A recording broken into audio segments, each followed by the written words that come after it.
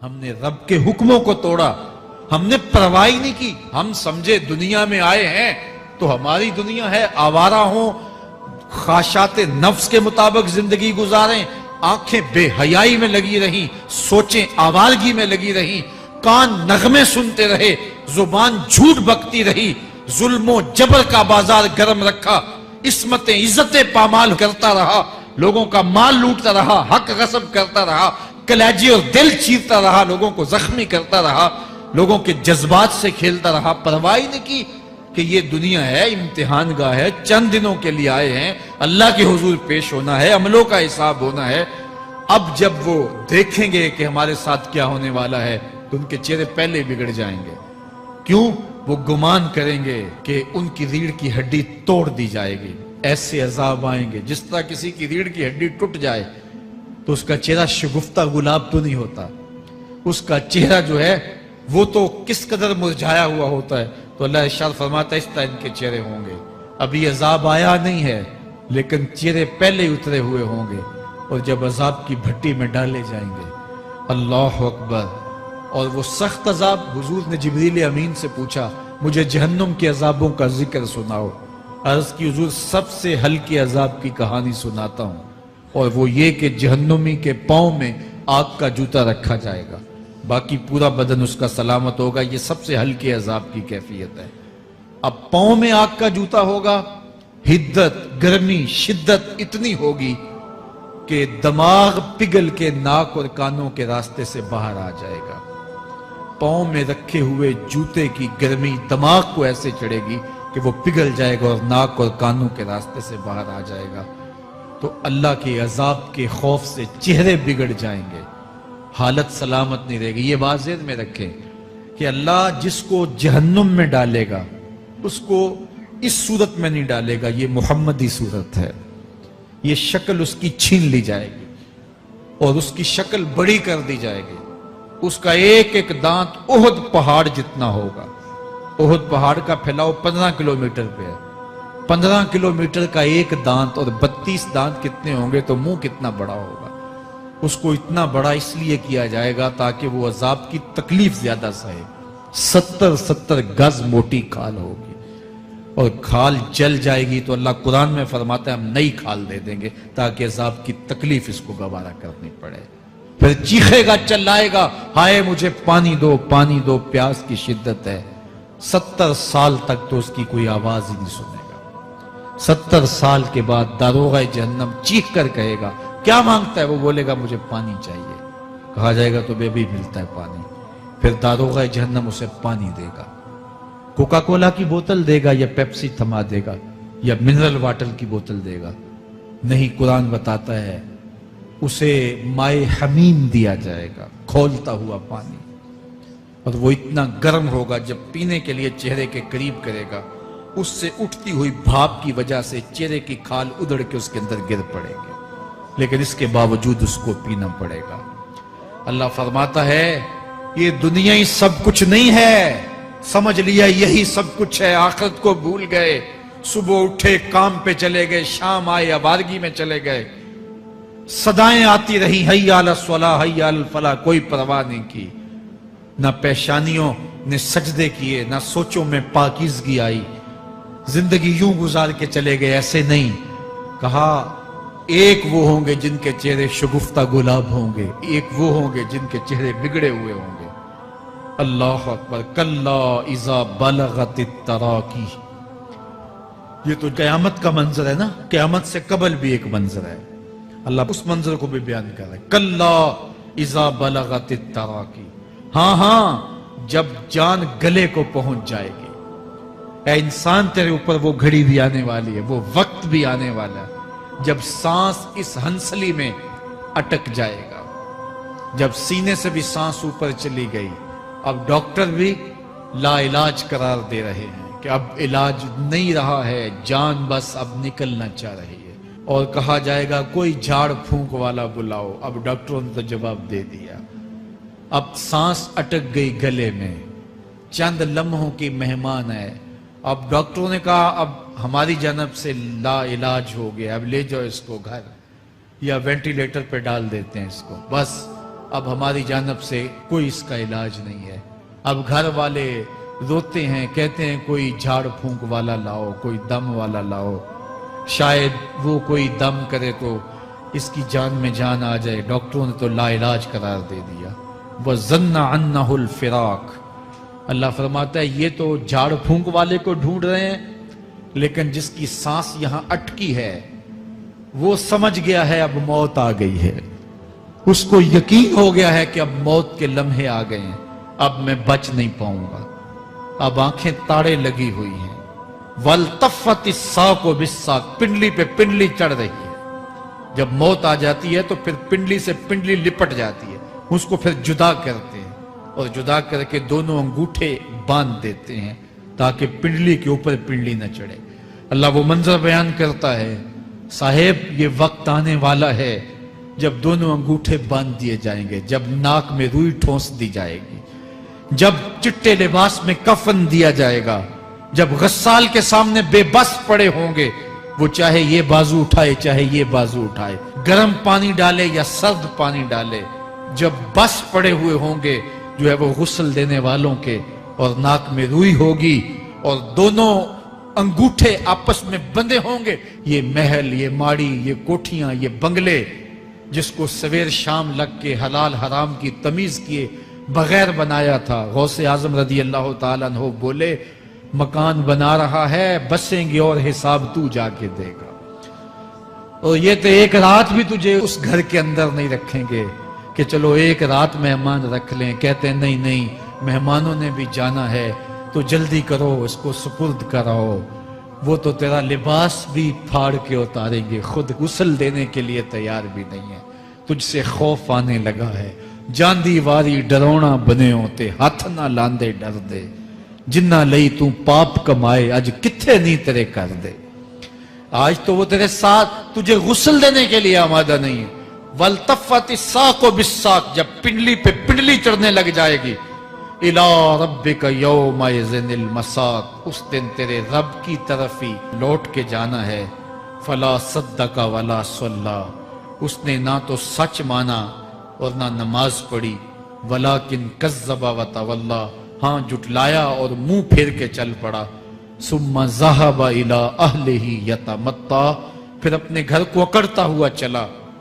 اولا لک فاولا ثم اولا لک فاولا، تیری خرابی آ پہنچی، ہاں تیری خرابی آ پہنچی۔ ایحسب الانسان ان یترک سدی، انسان دنیا میں یہ گمان کرتا ہے اس کو سدا چھوڑ دیا جائے گا۔ سدا عربی میں ایسے اونٹ کو کہتے ہیں جس کی مہار کسی کے ہاتھ میں نہ ہو، شترے بے مہار، جہاں مرضی جس گھاٹ سے چاہے پانی پیے، جہاں سے مرضی چارہ لے، تو شترے بے مہار کو کہتے ہیں سدا۔ تو یہ انسان بھی گمان کرتا ہے کہ میں بھی سدا ہوں، مجھے کوئی کیوں پوچھے، میرے جذبات پہ کوئی کیوں قدغن لگائے، مجھے کیوں روکے کوئی۔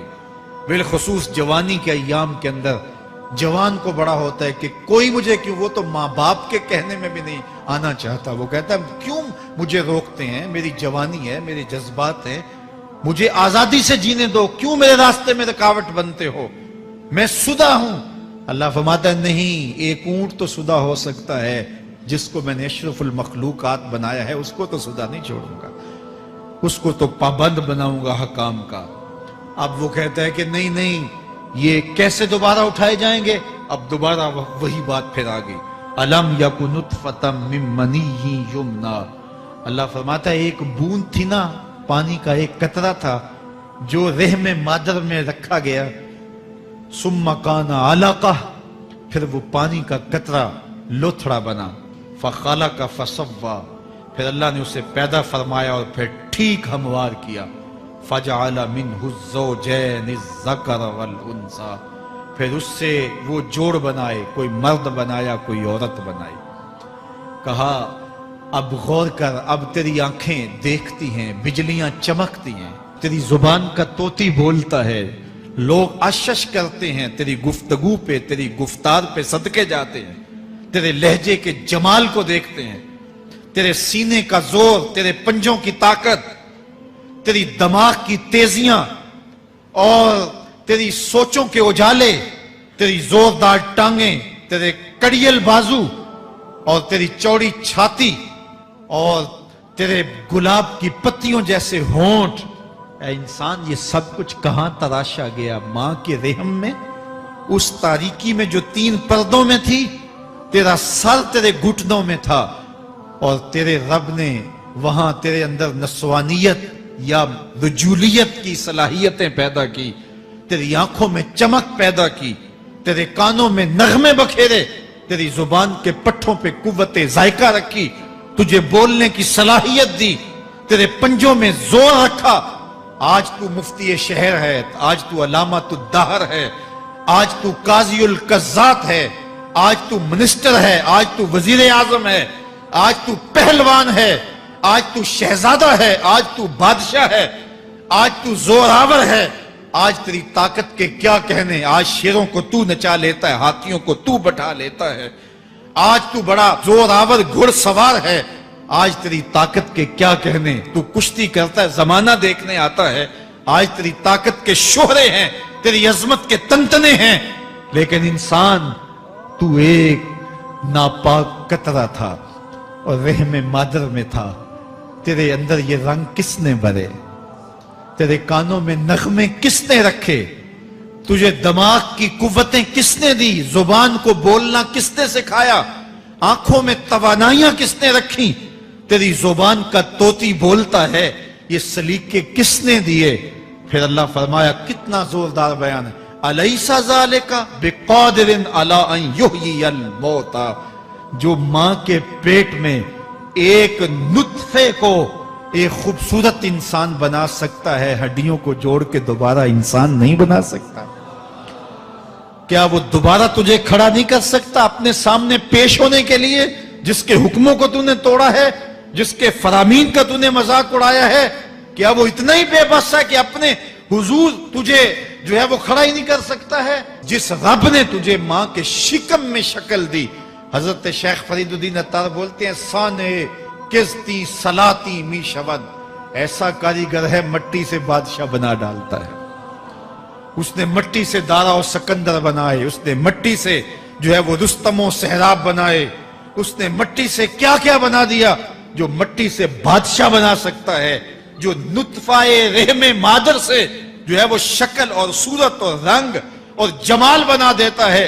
تیری صورت نکھرتی ہے، تیرے ہونٹ گلابی ہیں، اور تیری نرگسی آنکھیں ہیں، تیرے ریشمی بال ہیں، اور تیری خوبصورت رنگت ہے، تو چال چلتا ہے تو لگتا ہے قیامت چل رہی ہے، تیرا قد رانا جو ہے وہ صنوبر کو شرماتا ہے، تیری گفتار کے تنتنے ہیں۔ جس نے اتنی خوبصورت شکل ماں کے رحم میں بنائی، کیا وہ ہڈیوں کو جوڑ کے دوبارہ انسان نہیں بنا سکتا؟ وہ دوبارہ انسان بنائے گا اور پھر تجھے اپنے حضور کھڑا کرے گا۔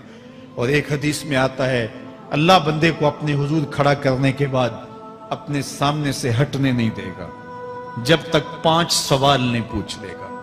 ان عمرہ ہی فیما افنا ہو، اس کی عمر کے بارے میں پوچھے گا، کہاں ضائع کی؟ میں نے تجھے زندگی دی، 60 سال 70 سال 40 سال 50 سال، اس زندگی کو کہاں گزار کے آیا ہے؟ ان شبابہ ہی فیما ابلا ہو، اس کی جوانی کے بارے میں پوچھا جائے گا، جوانی کہاں گزار کے آیا ہے؟